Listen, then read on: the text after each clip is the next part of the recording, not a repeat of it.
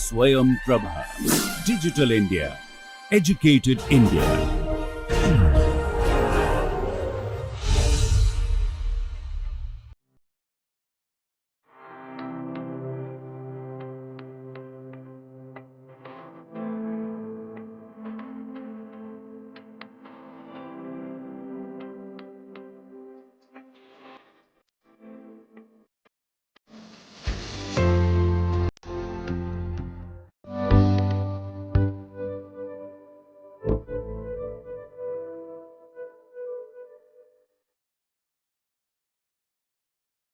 வணக்கம்.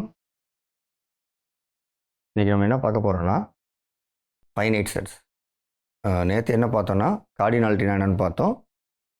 ரெண்டு செட்டுக்கு எப்போ ஒரே கார்டினாலிட்டி இருக்குங்கிறத பார்த்தோம். அப்புறம் ஷார்டர் பெர்ன்ஸ்டைன் தியரம் பார்த்தோம். இப்போ என்ன பண்ண போகிறோன்னா finite sets. So finite sets அப்படின்னா என்ன அர்த்தம்னா எண்ணூறு கணம்னு சொல்லலாம். அதாவது என்ன அர்த்தம்னா ஒரு செட்டு கொடுத்தாச்சுன்னா அந்த செட்டில் உள்ள எலிமெண்ட்ஸ் எத்தனை இருக்குங்கிறத எண்ணிக்கையை எண்ணி முடித்து இதுதான் இந்த நம்பர், ஒரு நேச்சுரல் நம்பர் கொடுத்துட்டிங்கன்னா இதுதான் இதோட நம்பர் அப்படின்னு சொல்லிட்டிங்கன்னா அது ஒரு ஃபைனைட் செட்னு சொல்லலாம். பட் நிறையா விஷயம் நமக்கு இன்ட்யூட்டிவாக இப்படி தான் இருக்கும்னு தெரியும். ஆனால் மேக்ஸில் அதுக்கு எல்லாத்துக்குமே ஒரு ஃபார்மல் டெஃபினிஷன் இருக்கும். சரியா? ஸோ நம்ம இப்போ அந்த ஃபார்மல் டெஃபினிஷன் என்னென்னு பார்த்துட்டு ஃபர்தராக கண்டினியூ பண்ணலாம். ஸோ அதுக்கு முன்னாடி என்ன பண்ணலான்னா we define a subset of a natural number 1 to up to n அப்படிங்கிறதுக்கு ஒரு நோட்டேஷன் கொடுத்துக்கலாம். Okay, n is a natural number, then define in as, இது எப்படி டிஃபைன் பண்ணலான்னா k is a natural number such that k is less than or equal to n. இதான் அந்த set. இது என்ன set? this is nothing but 1 2 3 etc. n. இந்த set. சரியா? So நம்ம எதை ஃபைனைட் செட்னு சொல்ல போகிறோன்னா given a set A, we are going to say A is finite if A is empty or A has a bijection with in for some n. Okay? So A is a finite set if A is empty or there is a bijection from A to in for some n belonging to this natural number. அப்படின்னா என்ன அர்த்தம்னா ஏதோ ஒரு natural number எண்ணுக்கு ஐங்கிற set எடுத்துகிட்டு அந்த செட்டுக்கும் ஏக்கும் bijection இருக்குன்னு அர்த்தம். சரியா? அப்படி இருந்தால் அதை ஃபைனைட் செட்னு சொல்லுவோம். Okay, right. இதில் இன்னொரு விஷயம், இப்போ ஃபைனைட் செட்டு சொல்ல முடிஞ்சிருச்சுன்னா இஃப் இட் இஸ் நாட் ஃபைனைட்டுங்கிறதா என்னது சொல்லிடலாம். நாட் ஃபைனைட் அப்படின்னா இப்போது ஒரு செட்டில் உள்ள இந்த செட்டில் உள்ள எலிமெண்ட்ஸ் என்னன்னு சொல்லிடலாம். இப்போ I10 அப்படின்னா அதில் 10 எலிமெண்ட் இருக்குன்னு எண்ண முடியும் இல்லையா? ஸோ அது மாதிரி ஒரு எண்ண முடியாததை நம்ம வந்து என்ன சொல்லலாம், இன்ஃபைனைட் செட்டுன்னு சொல்லுவோம். Okay, A is infinite if A is not finite. Okay,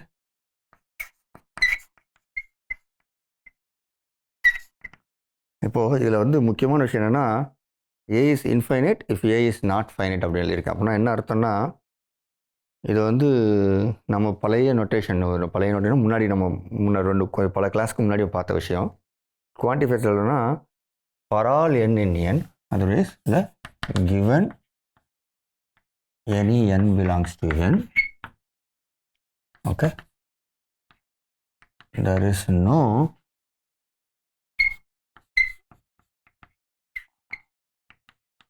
bijection from A to in. இதான் அதுக்கு அர்த்தம். எந்த எண்ணு கொடுத்தாலும் there is no bijection. அப்போ தான் என்ன பண்ணுவோம், A is finite, A is infinite. So இங்கே மேலே இன்னொரு எழுதிடலாம், A is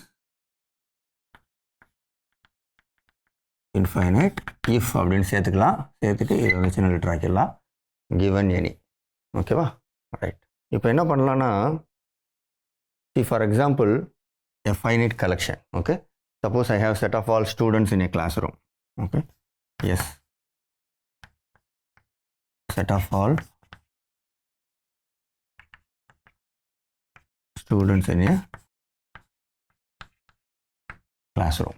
Okay, now if I want to say this is finite as per our definition, what I should do is I should establish a bijection. எஸ்ஸுக்கும் இங்கே ஒரு number போட்டு இந்த மாதிரி ஒரு செட்டுக்கு நம்ம என்ன சொல்லணும், ஒரு பைஜெக்ஷன் இருக்குன்னு சொல்லணும். இப்போ set of all students in a classroom நான் எடுத்துட்டேன்.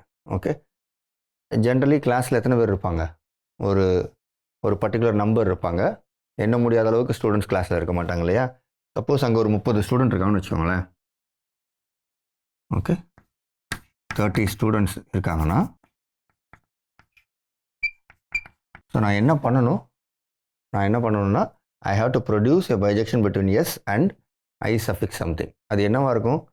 It is something like I30. ஏன்னா I30 எடுத்தால் என்ன இருக்கும்? 1 2 3 எக்ஸெட்ரா அப் டு 30 வரைக்கும் இருக்கும். அப்போ நான் என்ன பண்ணணும்னா, இங்கே இருக்க ஒவ்வொரு ஸ்டூடெண்ட்டுக்கும் இங்கேருந்து ஒரு நம்பரை இது பண்ணணும். அது எப்படி பண்ணலாம்? பண்ணக்கூடிய ஈஸியான விஷயம் என்னது, இந்த ஸ்டூடெண்ட்ஸ் எல்லாத்தையும் வரிசையாக ஒரு ஆர்டரில் அரேஞ்ச் பண்ணி, முதல் ஸ்டூடெண்ட்டுக்கு 1 இமேஜ், ரெண்டாவது ஸ்டூடெண்ட்டுக்கு இமேஜ் 2 அப்படின்னு இந்த ஸ்டூடெண்ட்ஸை வரிசைப்படுத்தி நம்பர் கொடுத்துட்டேன்னா, then that provides a bijection. அதனால் என்ன கிடைக்குது எனக்கு, இந்த எஸ்ஸுக்கும் I30க்கும் பைஜெக்ஷன் கிடைக்கும். ஸோ இதை அழிச்சிட்டு I30. ஓகே, 30 ஸ்டூடெண்ட் இருந்தால் அதை பண்ணலாம். ஸோ இது வந்து it will prove that this set of all students in this classroom is finite. இதுதான் நம்ம ஃபார்மல் டெஃபினேஷன். சரியா? Okay, right. இப்போ என்ன பண்ணலான்னா, சப்போஸ் நம்பர் ஆஃப் ஸ்டூடெண்ட்ஸ் வந்து 30 இருக்காங்க. Okay, can I have a 1-1 map from S to, okay, இங்கே எஸ்லேருந்து I29க்கு is there a 1-1 map? Is there a 1-1 map from S to I29? அப்படின்னா என்ன அர்த்தம்னா, நான் I30 இங்கே சொன்னேன், 30 பேர் இருக்காங்க, 30 பேரை வரிசைப்படுத்தி நம்பர் கொடுத்துருவோம். ஒவ்வொருத்தருக்கும் ஒரு நம்பர் கொடுக்குறோம், அது வந்து பைஜெக்ஷன். ஒரு ஸ்டூடெண்ட் எடுத்து அவனுக்கு 1ன்னு கொடுப்போம், இன்னொரு ஸ்டூடெண்ட் ரெண்டாவது ஸ்டூடெண்ட் 2ன்னு கொடுப்போம், இன்னொரு ஸ்டூடெண்ட் மூணாவது ஸ்டூடெண்ட்டு 3ன்னு கொடுப்போம். இது எப்படி வரிசைப்படுத்துறதுன்னு நீங்கள் கேட்டிங்கன்னா, ஆல்ஃபபெட்டிக்கல் ஆர்டர்னு சொல்லலாம், இல்லை ஹைட் வைஸ் வரிசைப்படுத்தலான்னு சொல்லலாம். சரியா? ஸோ அதாவது நிறைய விதத்தில் நம்ம வரிசைப்படுத்தி நம்பர் கொடுத்துடலாம், ஒவ்வொருத்தருக்கும் ஒரு நம்பர். ஸோ அப்போ அந்த ஒரு நம்பரிங் வந்து என்னவாக இருக்கும், 1-1 ஃபங்க்ஷனாக இருக்கும். அது ஆன்டூவாக இருக்கும், ஏன்னா எல்லா நம்பருக்கும் ஒரு ஸ்டூடெண்ட் இருப்பாங்க. இதெல்லாம் நமக்கு வசதியாக கிடைச்சிரும். பட் இதே 29 கொடுத்தா என்ன ஆகும், நம்ம வரிசையாக எழுதுவோம், ஒவ்வொருத்தருக்காக கொடுத்துட்டு போவோம்.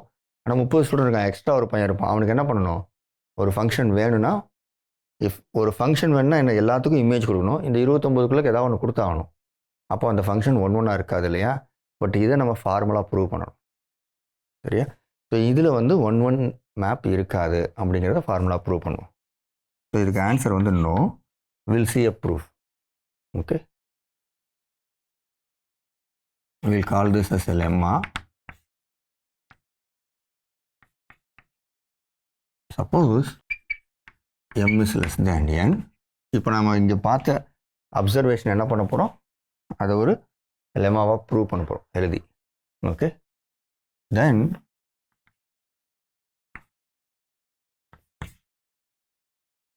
there is no 1-1 map from IN to IM. Okay, so இந்த இதுக்கு வந்து ப்ரூஃப் கொடுக்கணும்.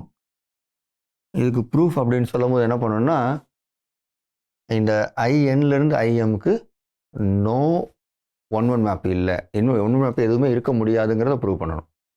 ஓகே, ஃபார் ஆல் சாய்ஸஸ் எப்போ தான் இப்போ ப்ரூவ் பண்ணணும், whatever choices of natural numbers, 2 natural number எடுக்க போகிறோம், அதில் எப்போலாம் m is less than nங்கிற ஃபார்மில் இருக்குதோ அது எல்லா சாய்ஸுக்கும் நம்ம ப்ரூவ் பண்ணணும்.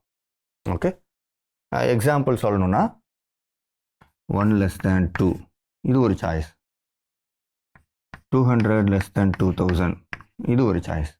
இது m, இது n. ஸோ இது மாதிரி m n வேரி பண்ணிகிட்டே இருக்கணும். ஆனால் whenever m is less than n நம்ம என்ன சொல்லணும், in to im there is no 1 மேப்னு சொல்லணும். ஸோ இதை சொல்கிறதுக்கு என்ன பண்ண போகிறோன்னா, நம்ம இப்போது கொஞ்ச நாள் முன்னாடி படித்தோம், பிரின்சிபல் ஆஃப் மேத்தமெட்டிக்கல் இண்டக்ஷன் படித்தோம்.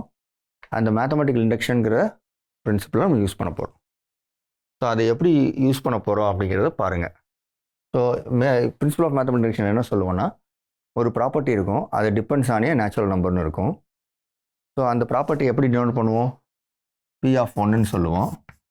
பி ஆஃப் ஒன் ட்ரூன்னு ப்ரூவ் பண்ணணும். அடுத்து அஸ்யூம் பி ஆஃப் கே, அப்புறம் prove for P of K plus one. இதுதான் நம்ம மேத்தமெட்டிக்கல் இண்டக்ஷனுக்குள்ள step by step procedure, 3 step procedure. சரியா? ஸோ இதை எப்படி எழுதுவோன்னா, இன்னொரு விதமாக எழுதணும்னா, A is a subset of n, 1 belongs to A, if k belongs to A, then k plus 1 belongs to A. இப்படி இருந்துச்சுன்னா then A equals n அப்படின்னு எழுதியிருப்போம். சரியா? இதுதான் மேத்தமெட்டிக்கல் இண்டக்ஷன். இப்போது இதை நம்ம மனசில் வச்சுப்போம். இங்கே நமக்கு பி ஆஃப் ஒன்றுனா என்ன, பி ஆஃப் கேனா என்ன, பி ஆஃப் கே ப்ளஸ் ஒன்னா என்னங்கிறத புரிஞ்சுக்கணும். இதை புரிஞ்சுக்கிட்டோன்னா இந்த ப்ரூஃப் ரொம்ப எளிமையாக இருக்கும். Okay, right. ஸோ இந்த P of one, P of K அப்படின்னு சொல்லும்போது அந்த property depends any natural number இல்லையா? ஆனால் இங்கே 2 நேச்சுரல் நம்பர் இருக்குது. ஸோ நான் இந்த ப்ரூஃப் கொடுக்கும்போது 2 நேச்சுரல் நம்பரை டிபெண்ட் பண்ணி எனக்கு இந்த பிரின்சிபல் ஆஃப் இண்டக்ஷனை எப்படி யூஸ் பண்ணணும்னு தெரியாது. அப்போ நான் என்ன பண்ணுவேன், இதில் ஏதோ ஒரு நம்பருக்கு I am going to fix. So I am going to use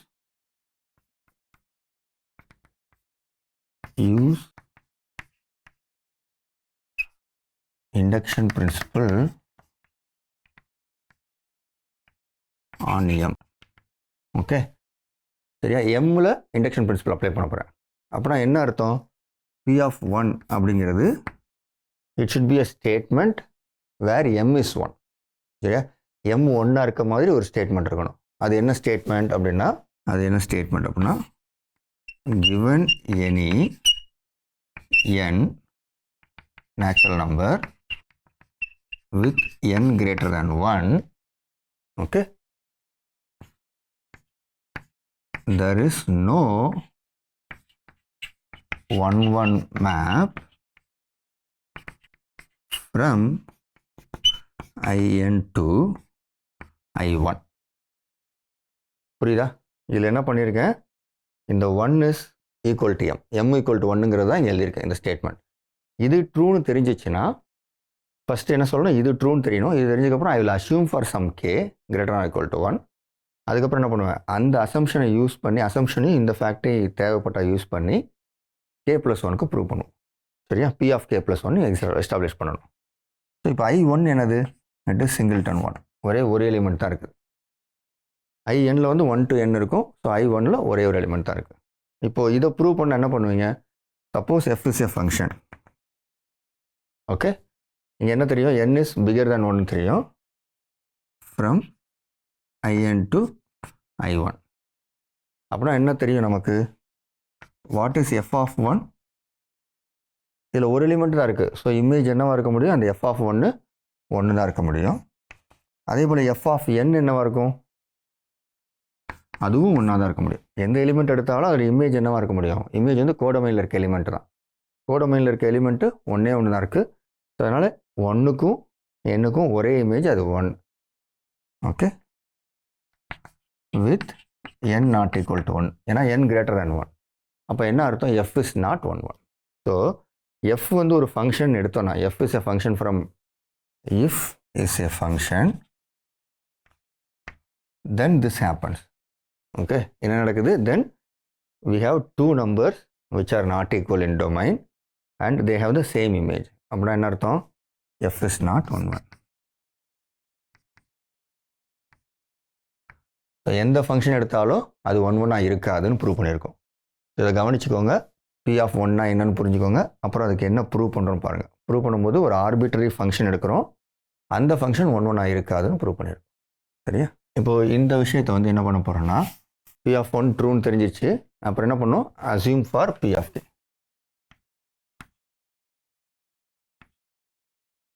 so இங்கே கேங்கிறத வந்து நான் ஃப்யூச்சரில் யூஸ் பண்ணுவேன், அதனால் இண்டக்ஷனை மாற்றிக்கிறேன். Okay, assume P of M is true for some M bigger than or equal to 1. So இந்த P of M is trueனா என்ன அர்த்தம்?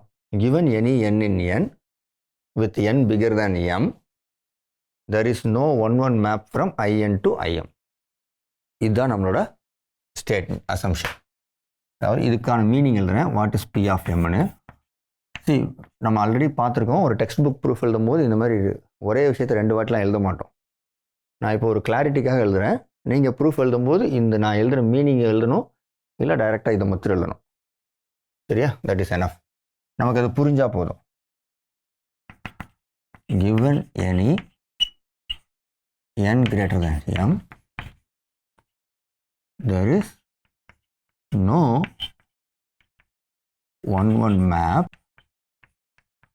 from in to im. இதுதான் நம்மளோட அசம்ஷன். இப்போ நம்ம என்ன ப்ரூவ் பண்ணணும்? Okay, to prove P of m plus 1. சரியா?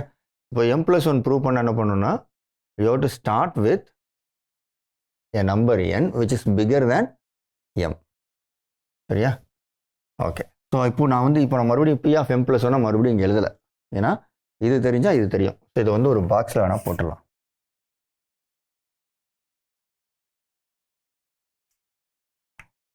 ரைட், இது அப்படியே இருக்கட்டும்.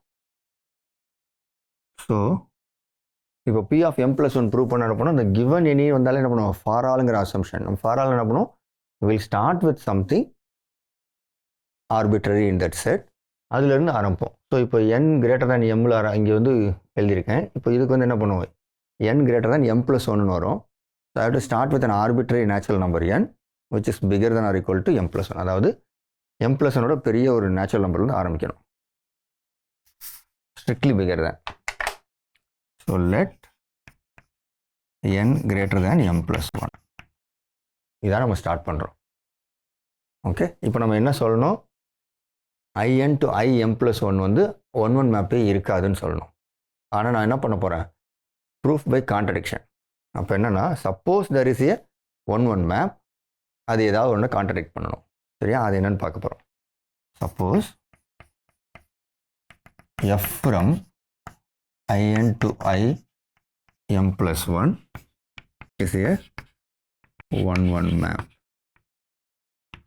இப்போ நான் என்ன பண்ணணும், we have to arrive at a contradiction. So இதில் என்ன பண்ண போகிறேன்னா, 2 விஷயம் பண்ண போகிறேன். 2 கேஸாக எடுத்துக்க போகிறேன். இந்த என்னங்கிற நம்பர் வந்து m plus 1க்கு போகணும். அப்படி இல்லைன்னா என்னங்கிற நம்பர் 1 to mக்குள்ளே ஏதோ ஒரு நம்பருக்கு போகணும். சரியா? So case 1, f of n equals m plus 1. சரியா? இதை எதுக்கு கான்ட்ரடிக்ட் பண்ண போகிறேன்னா, நான் இங்கே ஒரு படம் வரைகிறேன். நம்ம P of m ட்ரூன்னு சொல்லியிருக்கோம் இல்லையா? ஸோ இந்த எஃப்ங்கிற ஃபங்க்ஷனை யூஸ் பண்ணி இந்த கேஸில் நான் வந்து இப்போ n greater than m plus 1 என்ன தெரியும், n greater than m plus 1 implies n minus 1 is greater than m இல்லையா? நான் என்ன பண்ணுவேன், இந்த P of m ட்ரூ அப்படிங்கிறதுனால இந்த எஃப்ஐ யூஸ் பண்ணி in minus 1லேருந்து imக்கு ஒரு 1-1 மேப் கன்ஸ்ட்ரக்ட் பண்ணிட்டேன்னா that will contradict this.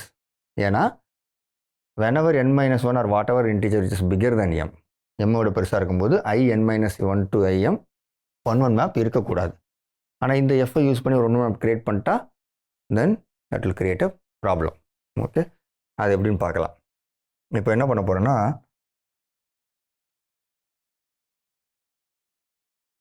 இது வந்து 1 2 3 எக்ஸெட்ரா n minus 1 வரைக்கும் இருக்குதுன்னு வச்சுக்கோங்க. ஓகே, இங்கே n இருக்குது. ஸோ இந்த பெரிய பாக்ஸ் வந்து in, சின்ன பாக்ஸ் வந்து in minus 1. Okay, right. இப்போ இங்கே இன்னொரு பாக்ஸ் வரைகிறேன். ஓகே, இதில் என்ன வேணும், எனக்கு im plus 1 வேணும், im வேணும். இதில் வந்து 1 2 எக்ஸெட்ரா m, இது m plus 1, இது im, இது m plus 1. சரி, ஓகே. இப்போ என்ன தெரியும், இந்த n goes to m+1 தெரியும். சரியா? இப்போ எனக்கு என்ன வேணும்னா இந்த எண் வெளியில் இருக்க இந்த பாயிண்ட் அப்படியே மேட்ச் ஆகிடுச்சு. இப்போ நான் என்ன பண்ண போகிறேன், இந்த எஃப் என்ன பண்ணியிருக்கோம், F is a function from in to im+1. இங்கே இருக்க எல்லா எலிமெண்ட்டுக்குமே இதில் இமேஜ் கொடுத்துருக்கோம் இல்லையா? ஸோ அது என்ன எலிமெண்ட்டில் 1 எங்கே கொண்டு போச்சோ அங்கே கொண்டு போயிடுவோம். இந்த செட்டை அப்படியே இந்த செட்டுக்கு கொண்டு போக சொல்லிட்டோம்னா அது என்ன ஆகும், it will give a 1-1 map. சரியா? அது எப்படி டிஃபைன் பண்ணுறது, டிஃபைன்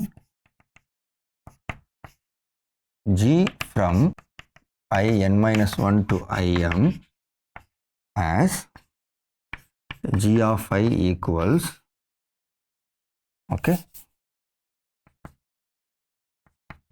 f of I. அவ்வளோதான். ஓகே, என்ன பண்ணியிருக்கு, எஃப் வந்து இங்கே இருக்க எல்லா எலிமெண்ட்டுமே இங்கே கொண்டு போயிருக்கு. இந்த n goes to m+1 அப்படிங்கிறப்போ இது 1-1 மேப். அதனால் வேறு எந்த எலிமெண்ட்டும் m+1க்கு போகாது. அப்படின்னா என்ன அர்த்தம், இந்த சின்ன பாக்ஸில் இருக்க எலிமெண்ட்ஸ் எல்லாமே இந்த சின்ன பாக்ஸுக்கு தான் போகும். அப்படி இருக்கும்போது what ever is here it's going to be having an image between 1 to m. அதனால் எஃப் ஆஃப் ஐ வந்து எங்கே இருக்கும், ஐஎம்மில் தான் இருக்கும். அதனால் இந்த மேப் வந்து it is a well defined map. Okay, in-1 to im. அது இன்னொரு விஷயம் என்ன இருக்குன்னா, இந்த ஜி வந்து 1-1ஆகவும் இருக்கும். ஏன் ஜி 1-1ஆக இருக்கும், எஃப் வந்து 1-1. ஓகே, எஃப் 1-1ங்கிறதுனால ஜி 1-1. எப்படி அதை பார்க்கலாம் அப்படின்னா என்ன அர்த்தம்னா, இந்த இங்கேருந்து 2 எலிமெண்ட் எடுங்க. இந்த 1 to n-1க்குள்ளக்க 2 எலிமெண்ட் n1 n2 எடுத்து, இப்போ F of n1 equal to F of n2 அப்படின்னா n1 ஈக்குவல் டு n2ன்னு வரும். அதே தான் இப்போ g of n1 equal to g of n2ன்னு ஆரம்பிச்சிங்கன்னா g ஆஃப் n1 என்னது, f of n1, g of n2 f of n2. ஏன் அப்படின்னா n1 n2 இங்கே இருக்கிறதுனால. ஸோ அது கரஸ்பாண்டிங் இமேஜஸ் என்னவாக இருக்கும், இந்த இடத்துல இருக்கும், ஐஎம்மில் இருக்கும். Okay, right. So this is g is 1-1 and it contradicts, எதை கான்ட்ரடிக்ட் பண்ணுது, p ஆஃப் m அப்படிங்கிற ப்ராப்பர்ட்டி. p ஆஃப் என்ன assumed to be true. அதனால் என்ன ஆயிடுச்சு, this is a contradiction. therefore என்ன ஆச்சு, இப்போ என்ன புரிஞ்சிருக்கோம், case 1 f of n is equal to m+1 இருக்கிற ஸ்டேஜில் this is not, we arrived at a contradiction. சரியா, this cannot happen. Okay, we cannot have a 1-1 map அப்படின்னு வருது. பட் இன்னொரு கேஸ் இருக்குது. என்ன கேஸ் இருக்குது, இந்த n is mapped to one of these elements, m+1க்கு போகாமல் இங்கே ஏதோ ஒரு எலிமெண்ட்டுக்கு போயிருக்குன்னு அர்த்தம். சரியா? ஓகே, அதுக்கு ஒரு படம் வரைஞ்சி பார்த்துடலாம். படம் வரைஞ்சிட்டு அதுக்கப்புறம் நம்ம என்னென்னு பார்க்கலாம். So case 2, there exists R belongs to n with என்ன property, 1 less than or equal to R less than or equal to m. இங்கே இருக்க ஒரு எலிமெண்ட்டுக்கு n மேப் ஆகுது. Okay, such that f of n is equal to R அப்படின்னு இருக்கு. இப்போ எனக்கு என்ன கான்ட்ரடிக்ஷன் அப்படிங்கிறத பார்க்கணும். இப்போ வந்து ஒரு பாக்ஸ் வரைவோம், 2 பாக்ஸ் வரைஞ்சிக்கலாம். சரியா, இது வந்து 1 2 எக்ஸெட்ரா n-1 n, இது in-1, இது in. அப்போ கீழே வந்து மறுபடியும் அது மாதிரி 2 box வரைஞ்சிக்கலாம்.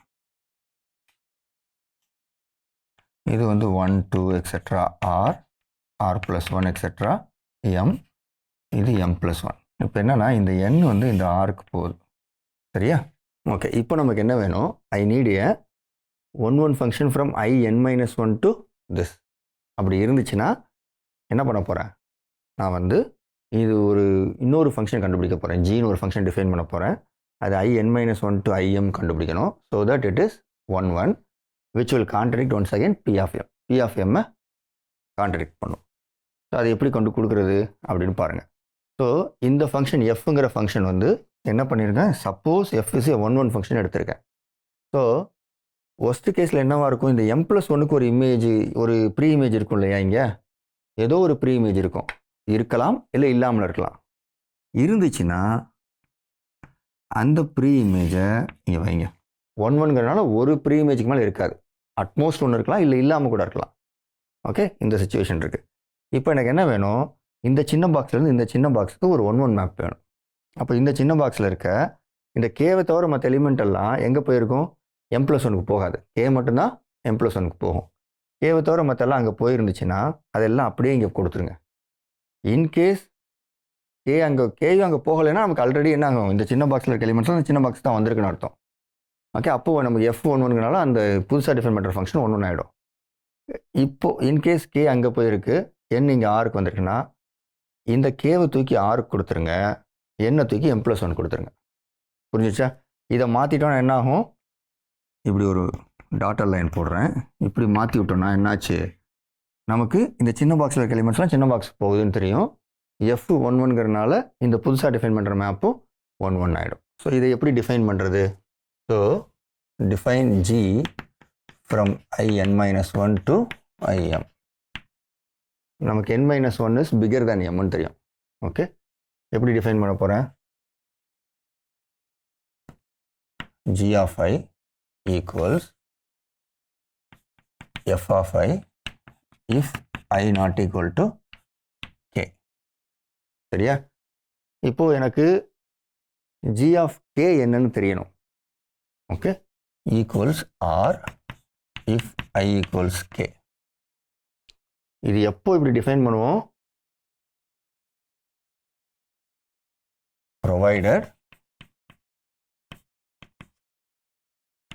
there exist k belongs to n 1 less than or equal to k less than or equal to n-1 such that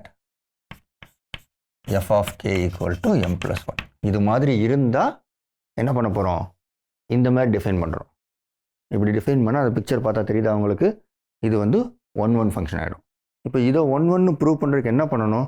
நம்ம ஆக்சுவலாக ப்ரூவ் பண்ணணும்னா ஒவ்வொரு கேஸ் பை கேஸாக ப்ரூவ் பண்ணணும். எப்படி கேஸ் பை கேஸாக ப்ரூவ் பண்ணுவீங்க? நம்ம எஃப் வந்து 1ங்கிறத மாற்றி மாற்றி யூஸ் பண்ண போகிறோம். சரியா? அப்போது 2 விஷயம் பண்ணலாம். என்ன பண்ணலான்னா இங்கேயே நான் சொல்கிறேன். ஓகே, இங்கே இருக்க 2 எலிமெண்ட், டொமைனில் 2 எலிமெண்ட் எடுப்போம். Different from each other. Corresponding images தான் டிஃப்ரெண்ட்டுன்னு சொல்லணும். சரியா? அதுக்கு மாற்றி மாற்றி நம்ம எஃப் தான் யூஸ் பண்ண போகிறோம். ஓகே, ஏன்னா என்ன பண்ணுறோம்? எஃப் வச்சு இந்த 2 நம்பரை மட்டும்தான், இந்த 2 இமேஜை மட்டும்தான் ஆல்டர் பண்ணுறோம். வேறு எதுவுமே பண்ணல. மற்ற எல்லாமே அப்படியே வந்துடும். Okay, right.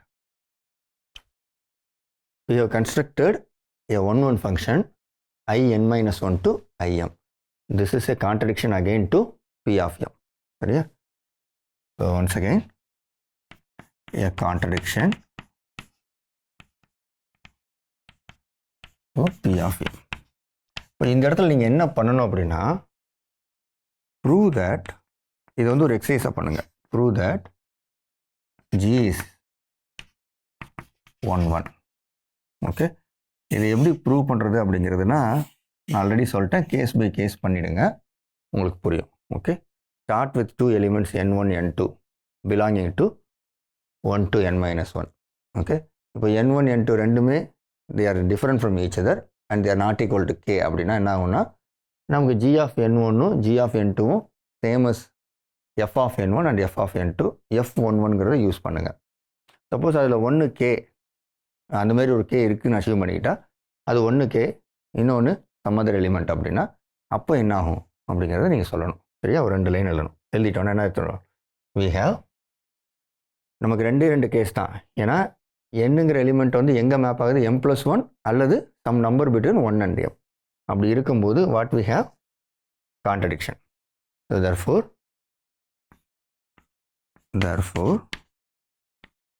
for all n belongs to n with m less than n, there is no 1 map. There is no 1 map from in to im. இதுக்கு என்ன அர்த்தம்? for all n in n, p of n is true. Okay, சரியா? புரிஞ்சுக்கோங்க, இதான் விஷயம். So இப்போ என்ன prove பண்ணிட்டோம்? given any m less than n, then there is no 1 map from in to im. Okay, இதுக்கு நிறைய அப்ளிகேஷன்ஸ் இருக்குது. நம்ம அப்ளிகேஷன்ஸை அடுத்த கிளாஸில் பார்ப்போம். இதோட கான்சிக்வன்ஸாக என்னென்னலாம் சொல்லலாம் அப்படிங்கிறதையும் பார்ப்போம். சரியா? அடிஷ்னலாக என்ன சொல்ல முடியும், இந்த மாதிரி செட்ஸ், ஃபைனைட் செட்ஸை பற்றி என்ன சொல்லலாம், ஏன்னா நம்ம ஃபைனைட் செட்ஸ் படிக்க ஆரம்பித்தோம். ஃபைனைட் செட்ஸ் படிக்க ஆரம்பிச்சுட்டு திடீர்னு இது ஒன்று ப்ரூவ் பண்ணோம். இப்போ இதுக்கும் ஃபைனைட் செட்ஸ்க்கும் என்ன சம்மந்தம், ஃபைனைட் செட்ஸில் என்னெல்லாம் சொல்ல முடியாத வச்சு அப்படிங்கிறத அடுத்த கிளாஸில் பார்க்கலாம். நன்றி, வணக்கம், தேங்க்யூ.